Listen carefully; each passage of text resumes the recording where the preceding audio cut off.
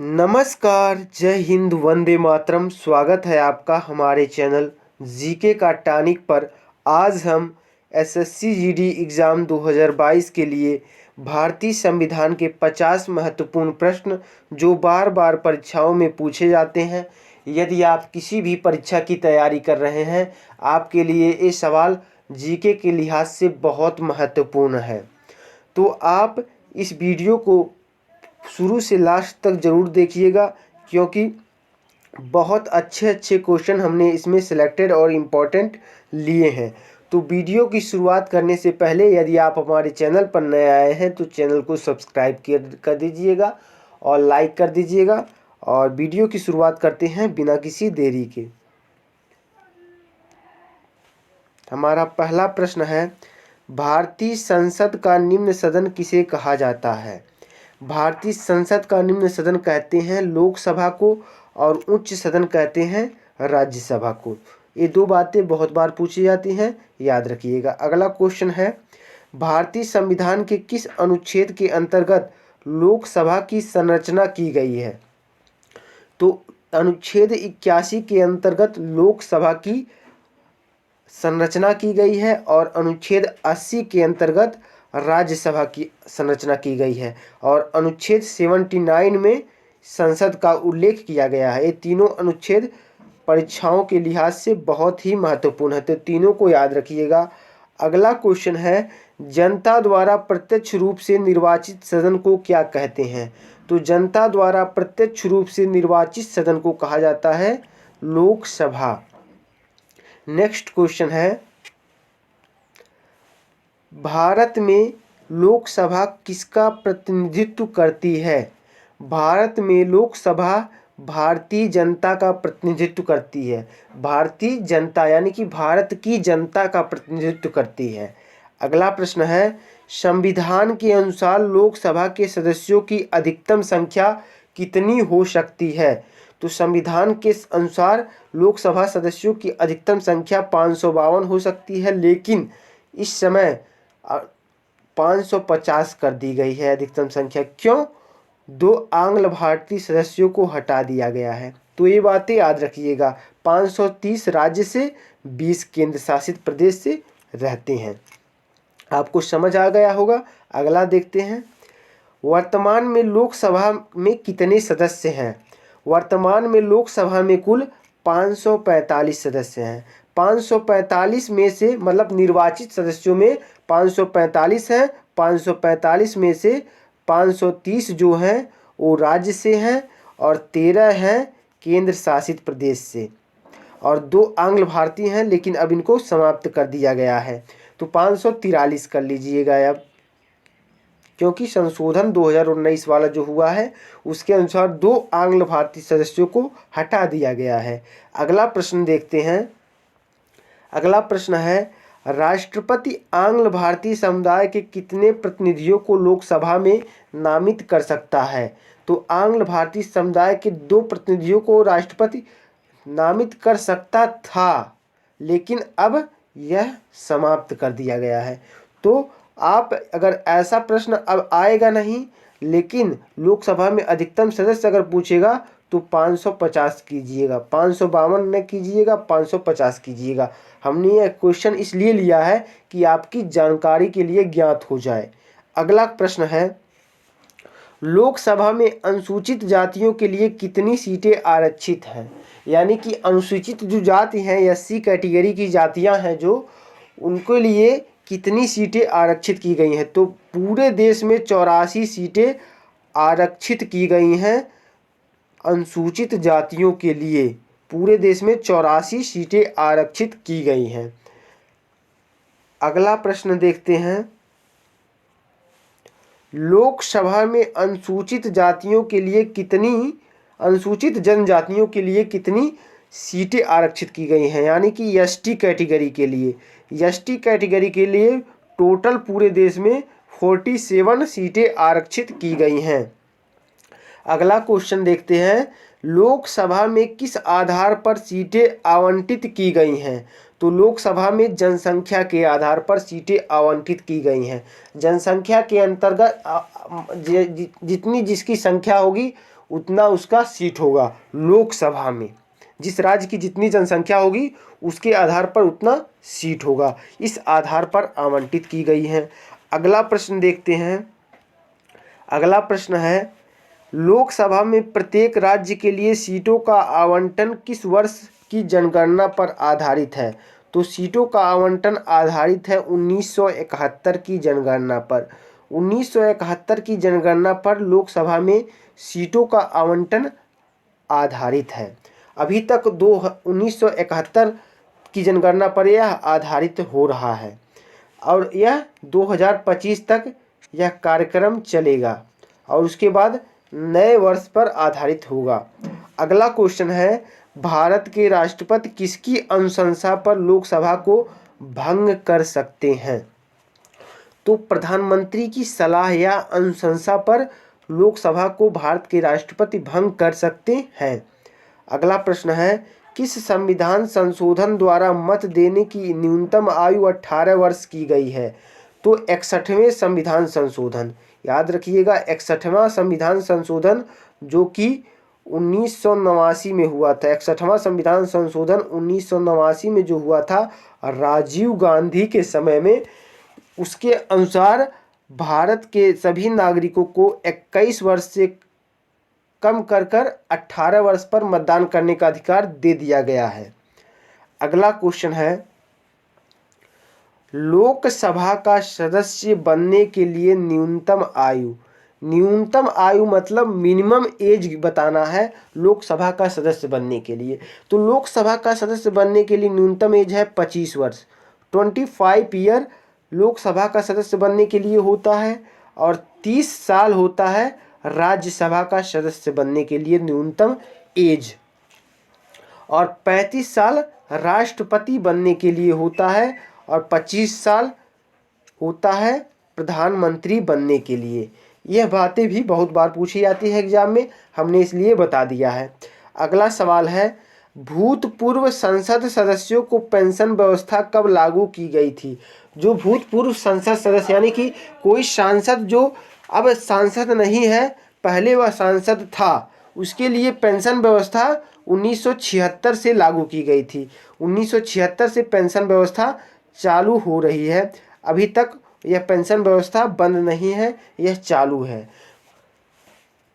अगला क्वेश्चन है, लोकसभा के लिए प्रथम आम चुनाव कब हुआ था? तो प्रथम आम चुनाव सभी लोग कहेंगे कि 1947 में जब देश आज़ाद हो गया था तभी प्रथम आम चुनाव होगा, लेकिन यह बिल्कुल गलत है। यह बिल्कुल गलत है। प्रथम आम चुनाव हुआ था 1952 में। 1952 में प्रथम आम चुनाव हुए थे। उससे पहले अंतरिम सरकार चल रही थी जवाहरलाल नेहरू के नेतृत्व में। अगला क्वेश्चन है, लोकसभा में वर्ष में कम से कम कितने सत्र जरूरी होते हैं?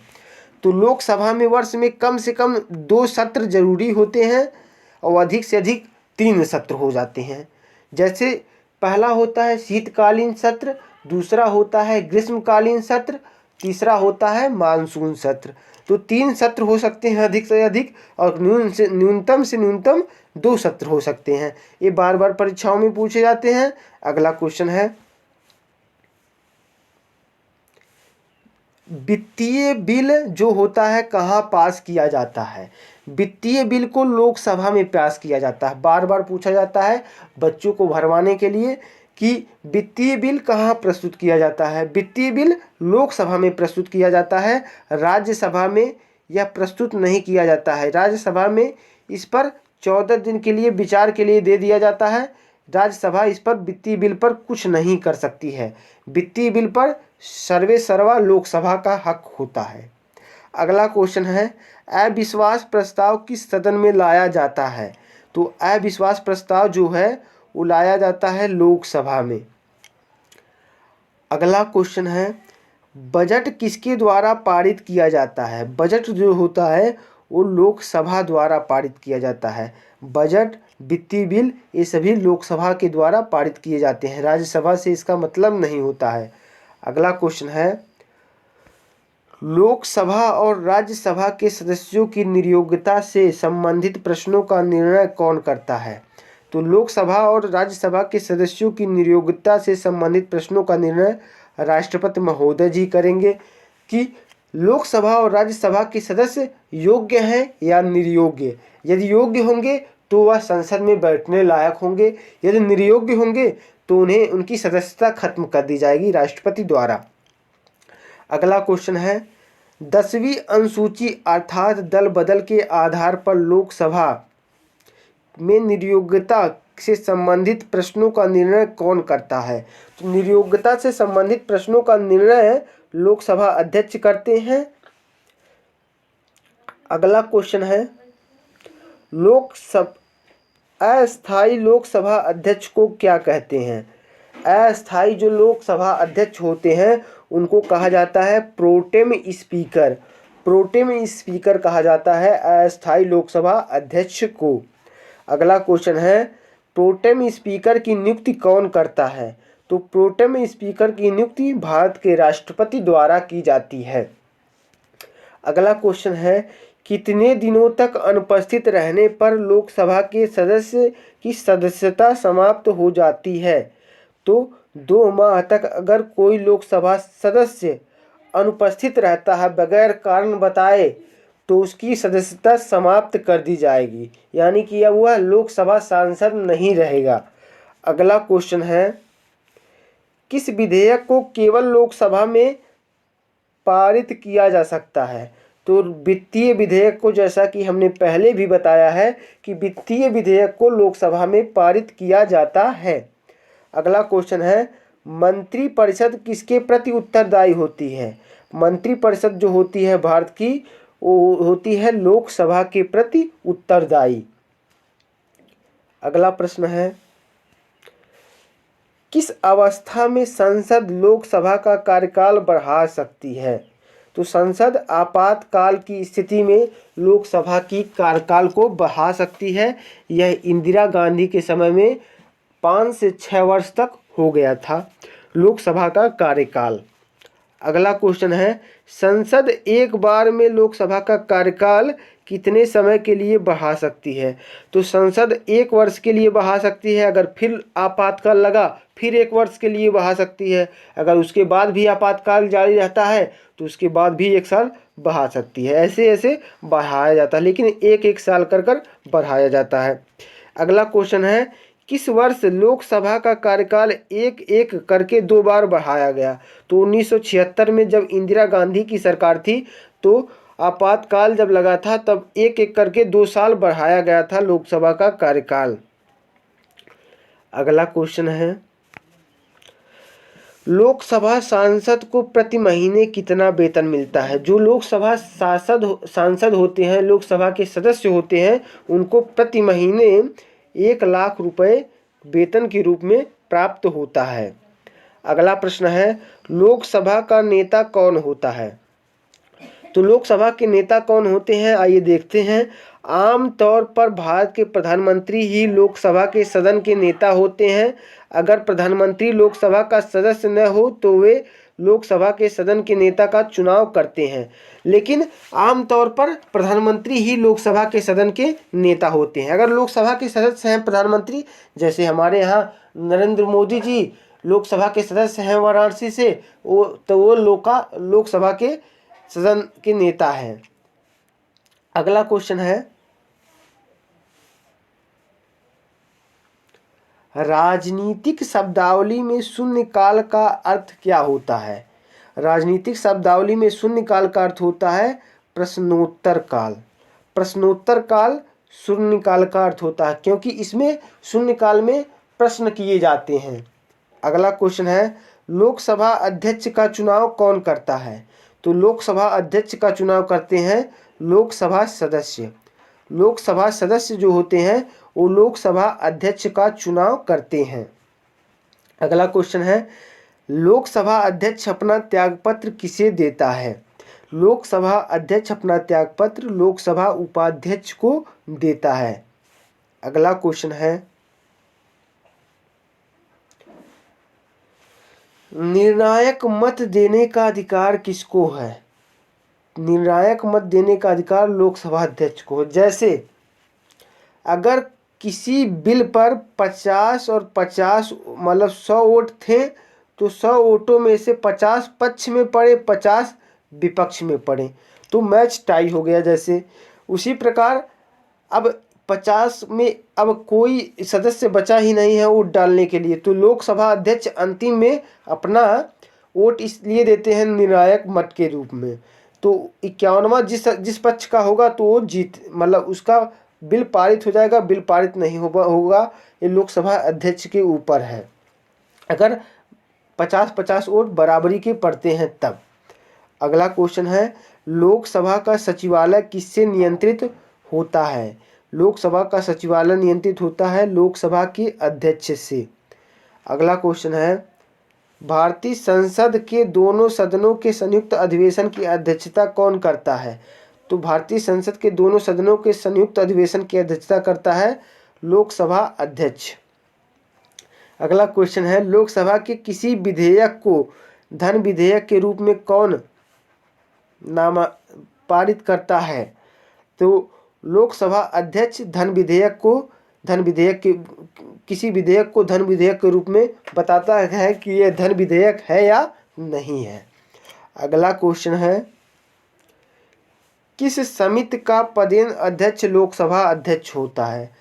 तो नियम समिति का पदेन अध्यक्ष होता है लोकसभा अध्यक्ष। यहाँ पर देखते हैं अगला क्वेश्चन लोकसभा महासचिव की नियुक्ति कौन करता है? लोकसभा महासचिव की नियुक्ति की जाती है लोकसभा स्पीकर द्वारा। अगला प्रश्न है लोकसभा के अध्यक्ष या उपाध्यक्ष की अनुपस्थिति में लोकसभा का अध्यक्षता कौन करता है? तो लोकसभा के अध्यक्ष या उपाध्यक्ष अगर अनुपस्थित हैं, दोनों के दोनों उपस्थित हैं, तो लोकसभा का वरिष्ठतम सदस्य इसकी अध्यक्षता करेगा। अगर दोनों सदस्य अनुपस्थित हैं यानी कि लोकसभा के अध्यक्ष भी अनुपस्थित हैं और लोकसभा के उपाध्यक्ष भी अनुपस्थित हैं, तो उस स्थिति में लोकसभा के वरिष्ठतम सदस्य इसकी अध्यक्षता करते हैं। अगला क्वेश्चन है राष्ट्रमंडल अध्यक्षों के सम्मेलन का पदेन महासचिव कौन होता है? तो राष्ट्रमंडल अध्यक्षों के सम्मेलन का पदेन महासचिव होता है लोकसभा महासचिव। अगला क्वेश्चन है लोकसभा का अभिरक्षक किसे कहा जाता है? लोकसभा का अभिरक्षक कहा जाता है लोकसभा अध्यक्ष को। अगला क्वेश्चन है लोकसभा में कोरम गणपूर्ति पूरा करने के लिए कम से कम कितने सदस्यों की जरूरत होती है? तो कुल सदस्यों का 1/10वां भाग गणपूर्ति पूरा करने के लिए ज़रूरत होती है। यानी कि अगर किसी लोकसभा में 100 सदस्य हैं तो 100 में से 10 उपस्थित होने चाहिए गणपूर्ति यानी कि सदन की कार्यवाही को चालू रखने के लिए। अगला क्वेश्चन है 1971 की जनगणना पर आधारित लोकसभा में सीटों का आवंटन किस वर्ष तक यथावत रहेगा? तो 2025 तक यह यथावत रहेगा। 2026 से नए वर्ष पर यह सीटों का आवंटन होगा। अगला क्वेश्चन है लोकसभा का कार्यकाल 5 वर्ष से अधिक किस अवस्था में बढ़ाया जा सकता है? तो जब आपातकाल लागू हो तो उस स्थिति में बढ़ाया जा सकता है, जैसा कि हमने पहले भी बताया है कि 1976 में इंदिरा गांधी के समय यह 2 बार 2 वर्ष के लिए बढ़ाया गया था। अगला क्वेश्चन है लोकसभा का सामान्यतः कार्यकाल कितने वर्ष का होता है? तो यह 5 वर्ष का होता है। अगला क्वेश्चन है लोकसभा की बैठक की अंतिम तिथि दूसरी बैठक की प्रथम तिथि के बीच में कितने समय से अधिक अंतराल नहीं होना चाहिए? तो यह 6 माह से अधिक अंतराल नहीं होना चाहिए। अगला क्वेश्चन है किस राज्य का लोकसभा में सबसे अधिक प्रतिनिधित्व है? तो उत्तर प्रदेश के सबसे ज़्यादा प्रतिनिधित्व है, 80 प्रतिनिधि उत्तर प्रदेश के हैं। अगला क्वेश्चन है भारत में क्षेत्रफल की दृष्टि से सबसे बड़ा संसदीय निर्वाचन क्षेत्र कौन सा है? तो सबसे बड़ा संसदीय निर्वाचन क्षेत्र है लद्दाख जम्मू कश्मीर का सबसे बड़ा है। अगला क्वेश्चन है लोकसभा का जनक किसे कहा जाता है? तो लोकसभा का जनक जीवी मावलंकर को कहा जाता है। इनका पूरा नाम है गणेश वासुदेव मावलंकर। अगला क्वेश्चन है, भारत के प्रथम लोकसभा अध्यक्ष कौन थे? तो गणेश वासुदेव मावलंकर भारत के पहले लोकसभा अध्यक्ष थे। अगला क्वेश्चन है, भारत की प्रथम महिला लोकसभा अध्यक्ष कौन है? तो भारत की प्रथम महिला लोकसभा अध्यक्ष है मीरा कुमार। अगला क्वेश्चन है, लोकसभा के प्रथम उपाध्यक्ष कौन थे? लोकसभा के प्रथम उपाध्यक्ष थे अनंत सैनम आयंगर। अगला क्वेश्चन है, किस लोकसभा अध्यक्ष के खिलाफ अविश्वास प्रस्ताव लाया गया? तो के.एस. हेगड़े के खिलाफ अविश्वास प्रस्ताव लाया गया था। अगला क्वेश्चन है, हमारा इस सेशन का लास्ट क्वेश्चन है, किस लोकसभा अध्यक्ष का कार्यकाल सबसे लंबा था? बलराम जाखड़ जी का कार्यकाल अभी तक का सबसे लंबा कार्यकाल रहा है। अगला क्वेश्चन है, वर्तमान में कौन सी लोकसभा चल रही है 2021, 22, 23 जो भी हो? तो 17वीं लोकसभा वर्तमान में चल रही है, 17वीं लोकसभा, और प्रधानमंत्री मोदी जी इसके प्रधानमंत्री हैं। और इसी तरह से हमारे 50 के 50 महत्वपूर्ण प्रश्न संविधान से रिलेटेड इस वीडियो में कंप्लीट हैं। उम्मीद है आपको यह वीडियो बहुत ही अच्छी लगी होगी। तो प्लीज़ वीडियो अच्छी लगी हो तो वीडियो को लाइक कीजिएगा, और चैनल पर पहली बार आए हैं तो चैनल को ज़रूर सब्सक्राइब कीजिएगा। मिलते हैं नेक्स्ट वीडियो में, तब तक के लिए जय हिंद, जय भारत, वंदे मातरम।